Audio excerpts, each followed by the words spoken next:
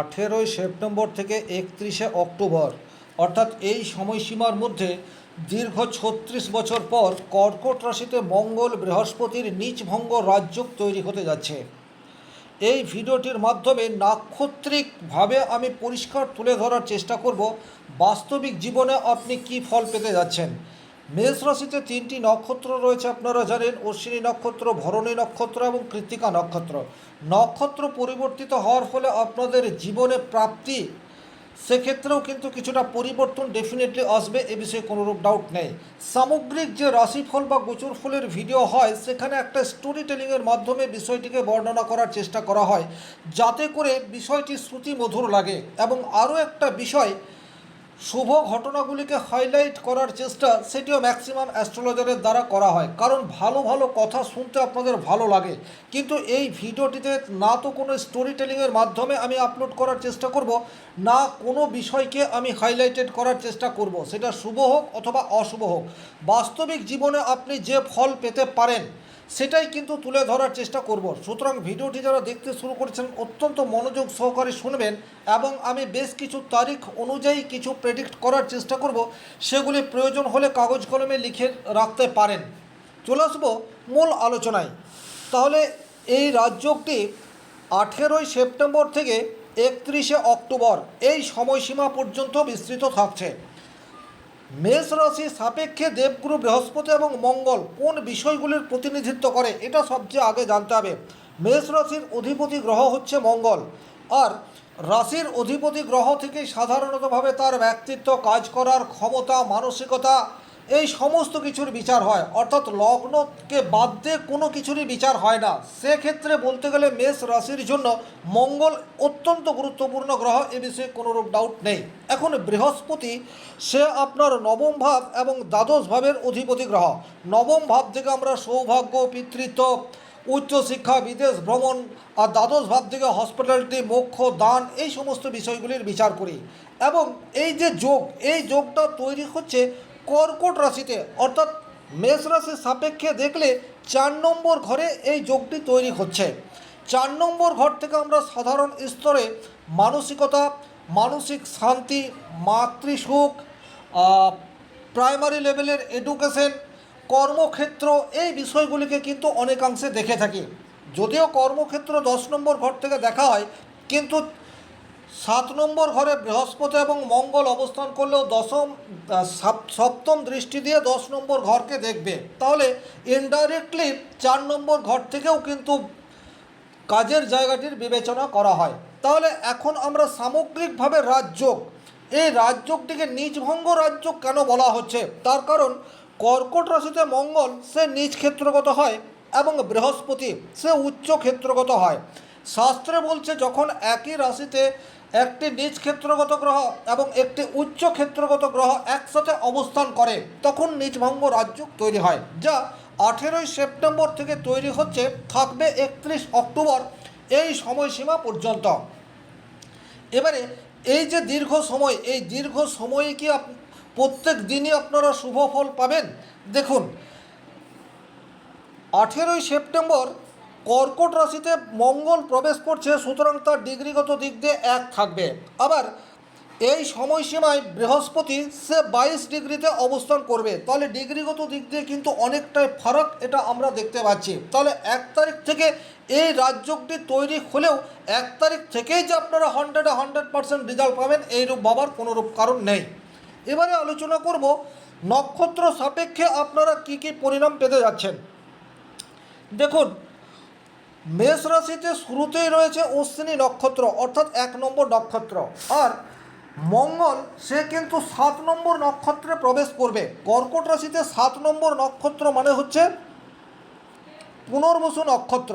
খুব ভালোভাবে বিষয়টি আপনাদেরকে বুঝতে হবে। পুনর্বসু নক্ষত্র 7 নম্বর নক্ষত্র। যদি আমরা নবতারা চক্র তৈরি করি সেক্ষেত্রে 7 নম্বর নক্ষত্র থেকে কিন্তু বিপদ নক্ষত্র, অর্থাৎ এটাকে অশুভ নক্ষত্র হিসেবে ধরা হয়। একজ্যাক্টলি মঙ্গল যে তারিখে আপনার পুনর্বসু নক্ষত্রে প্রবেশ করছে সেই সময়টা আপনাদের জন্য যে খুব অনুকূল থাকবে তা কিন্তু নয়। শারীরিক দিক দিয়ে একটু এনার্জির অভাব এটা আপনারা ফিল করতে পারেন। বরং একটা কথা বলবো, আমিত্বের প্রকাশ এটা করবেন না, অহংকার সেটার থেকে বর্জন করে চলার চেষ্টা করবেন, কারণ মঙ্গল হচ্ছে উগ্রতার কারক গ্রহ। এবং মনে রাখবেন এই মঙ্গল কিন্তু নিজ ক্ষেত্রগত হয়ে কর্কট রাশিতে অবস্থান করছে। তাহলে শুরুতেই কিন্তু অশ্বিনী নক্ষত্রের জন্য মঙ্গল শুভ পরিণাম দিতে পারবে না। তবে 24 তারিখের পর থেকে এই মঙ্গল সে কিন্তু পুষ্যা নক্ষত্রে প্রবেশ করবে। পুষ্যা নক্ষত্র হচ্ছে শনির নক্ষত্র। এখানে একটি মজার বিষয় হচ্ছে, আপনারা প্রত্যেকেই জানেন মঙ্গল হচ্ছে দেব সেনাপতি এবং মঙ্গল সেনাপতির কাজ হচ্ছে যুদ্ধ করা। তাহলে প্রথম চরণে যখন কোনো মঙ্গলের মতো অগ্নিতত্ত্বের গ্রহ থাকবে, সে কিন্তু নিজেকে 100% দিতে পারবে না। তাহলে 18 তারিখ থেকে নিজভঙ্গ রাজযোগ তৈরি হলেও অশ্বিনী নক্ষত্রের ক্ষেত্রে কিন্তু মঙ্গলের পজিটিভ রেজাল্ট সেটি এক সপ্তাহ পর থেকে শুরু হবে, এই কথাটা আপনারা খেয়াল রাখবেন। তবে দেবগুরু বৃহস্পতি সে কিন্তু আপনাদেরকে শুরুর থেকেই পজিটিভ রেজাল্ট দেওয়ার চেষ্টা করবে, কারণ দেবগুরু বৃহস্পতি 9 নম্বর নক্ষত্র অর্থাৎ অশ্লেষা নক্ষত্রে অবস্থান করবে 18ই সেপ্টেম্বর, এবং 9 নম্বর নক্ষত্র এটিকে নবতারা চক্র তৈরি করলে পরম মিত্র নক্ষত্র পড়ছে, যা অত্যন্ত শুভ। সুতরাং ভাগ্যের সহায়তা এটা আপনারা আশা করতে পারেন, বাবার সাপোর্ট এটা আপনারা আশা করতে পারেন। যে সমস্ত কাজ সামান্য ভাগ্যের জন্য আটকে রয়েছে সেই সমস্ত কাজে একটা গতি সেটাও কিন্তু অশ্বিনী নক্ষত্রের মানুষ 18 সেপ্টেম্বর থেকেই শুরু করতে পারেন বা পেতে পারেন। যারা বিদেশ যেতে চাইছেন, পড়াশোনার জন্যই হোক অথবা কর্মসূত্রেই হোক, তাদের জন্যও কিন্তু 18 তারিখের পর থেকে একটা শুভ রেজাল্ট আসার জায়গা সেটা তৈরি হয়ে রয়েছে দেবগুরু বৃহস্পতির আনুকূল্যে। কারণ বৃহস্পতি জ্ঞানের কারক গ্রহ, সে কিন্তু 3 নম্বর নক্ষত্রে অবস্থান করছে, মাফ করবেন তৃতীয় চরণে অশ্লেষা নক্ষত্রে অবস্থান করছে। তৃতীয় চরণ, চতুর্থ চরণ এগুলি কিন্তু বৃহস্পতির জন্য অনুকূল। তাহলে বৃহস্পতির 100% পজিটিভ রেজাল্ট সেটি কিন্তু আপনারা 18 তারিখ থেকেই পাওয়া শুরু করবেন। কিন্তু মঙ্গলের পজিটিভ রেজাল্ট পেতে আপনাদের একটু সময় লাগবে। মঙ্গল অগ্নিতত্ত্বের কারক গ্রহ, সুতরাং তাড়াহুড়ো করলে কোনো ডিসিশনে এলে আপনাদের সমস্যা সেটি দীর্ঘায়িত হতে পারে। 24 তারিখের পর থেকে অশ্বিনী নক্ষত্রের জাতক জাতিকা মূলত এই যে নিজভঙ্গ রাজযোগ হচ্ছে, সেই রাজযোগের ফল একটু একটু করে পেতে শুরু করবেন। এরপর আসছে ভরণী নক্ষত্র। ভরণী নক্ষত্র হচ্ছে 2 নম্বর নক্ষত্র। এখন ভরণী নক্ষত্র থেকে যদি বিষয়টি দেখা হয়, তাহলে শুরুতেই মঙ্গল সে কিন্তু 6 নম্বর নক্ষত্র প্রাপ্ত হচ্ছে, অর্থাৎ ভরণী নক্ষত্র থেকে দেখলে পুনর্বসু নক্ষত্র হবে 6 নম্বর নক্ষত্র, যেখান থেকে সাধক নক্ষত্র ধরা হয়। এবং জ্যোতিষশাস্ত্রে উল্লেখ রয়েছে, যখনই নবতারা চক্রে কোনো গ্রহ সাধক নক্ষত্রে প্রবেশ করবে, সে কিন্তু কৃতকর্মের পরিণাম দেওয়া শুরু করে দেবে। তাহলে ভরণী নক্ষত্রের মানুষজন কিন্তু পজিটিভ রেজাল্ট সেটা ওভারঅল শুরু থেকেই পেতে যাচ্ছেন, অর্থাৎ 18 তারিখ থেকেই পেতে যাচ্ছেন, এ বিষয়ে কোনো ডাউট নেই। তবে তারপর অর্থাৎ 24 তারিখ থেকে কিন্তু ভরণী নক্ষত্রের মানুষ বিপদ নক্ষত্রে মঙ্গল অবস্থান করবে। তখন কিন্তু আপনাদেরকে একটু সাবধান হয়ে পথ চলতে হবে। অতি দ্রুত কোনো সিদ্ধান্ত নেবেন না। অতি উৎসাহী হয়ে ভরণী নক্ষত্রের মানুষ যদি 24 সেপ্টেম্বরের পর থেকে ডিসিশন নেয়, সেক্ষেত্রে কিন্তু এই রাজযোগের শুভ পরিণাম সেই অর্থে পাওয়া যাবে না। এ কথাটাও কিন্তু আপনাদেরকে খেয়াল রাখতে হবে। কারণ ভরণী নক্ষত্র থেকে দেখলে 24 তারিখের পর থেকে কিন্তু 7 নম্বর অর্থাৎ বধ নক্ষত্র প্রাপ্ত হয়ে যাচ্ছে এই মঙ্গল। স্বামী স্ত্রীর মধ্যে একটা গোলযোগ সেটা তৈরি হতে পারে, বাড়ির অন্যান্য সদস্যদের সাথে একটা মতবিরোধ সেটাও কিন্তু তৈরি হতে পারে। জমি ক্রয় বা বিক্রয় করার থাকলে আপনারা 18 থেকে 24 এই সময়সীমার মধ্যে করে ফেলতে পারেন ভরণী নক্ষত্রের মানুষজন, তাতে করে কিন্তু পজিটিভ রেজাল্ট পাওয়ার জায়গা তৈরি হয়ে রয়েছে। কর্মক্ষেত্রেও বলবো 18 তারিখ থেকে 24 তারিখ পর্যন্ত আপনাদের জন্য বিশেষভাবে শুভ। জমি জমা সংক্রান্ত বিষয় বলুন, মায়ের স্বাস্থ্য বলুন, মায়ের সাথে সম্পর্ক বলুন, এডুকেশন বলুন, এই সমস্ত জায়গায় ভরণী নক্ষত্রের মানুষ 7 থেকে 18 থেকে 24 এই সপ্তাহটা অত্যন্ত ভালো, এ বিষয়ে কিন্তু কোনো ডাউট নেই। এবং 24 তারিখ থেকে নেক্সট মাসের 16 তারিখ পর্যন্ত আপনাদের কিন্তু একটু সাবধানতা অবলম্বন করে চলতে হবে। 16 তারিখের পর থেকে আবার 31শে অক্টোবর এই সময়সীমাটা কিন্তু আপনাদের জন্য একেবারেই ফ্যান্টাস্টিক। তখন দেবগুরু বৃহস্পতি এবং মঙ্গল এই দুটি গ্রহেরই পজিটিভ ইম্প্যাক্ট আপনাদের উপর আসবে। তাহলে এখান থেকে জাস্ট আপনারা কি পেলেন, মেষ রাশির ভরণী নক্ষত্রের মানুষ প্রথম থেকে 6 তারিখ, 18 তারিখ থেকে 24 তারিখ পর্যন্ত আপনাদের জন্য বিশেষ শুভ।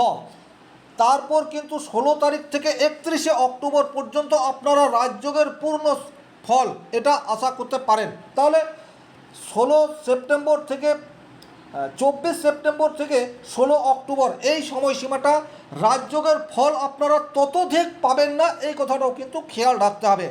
এরপর আরও একটি নক্ষত্র মেষ রাশিতে অবস্থান করে রয়েছে, সেই নক্ষত্রটি হচ্ছে কৃত্তিকা নক্ষত্র, অর্থাৎ 3 নম্বর নক্ষত্র।